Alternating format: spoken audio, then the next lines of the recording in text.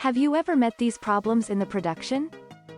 Die breakdown, tool passivated or foreign bodies in process, which caused a plenty of defective products being made. Lots of costs are already lost due to long downtime. Want to achieve real-time production monitoring, digital management and PDM at the same time, but have no clue to find out?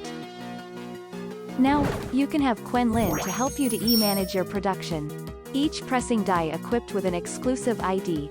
It could record the production status, helps you to easily to do production tracking. With digital management, data reliability can be more effectively improved. Through real-time monitoring, the production system compares the stamping vibration of each stroke with standard product. To standardizing the product quality and reduce labor costs to do the inspection as well.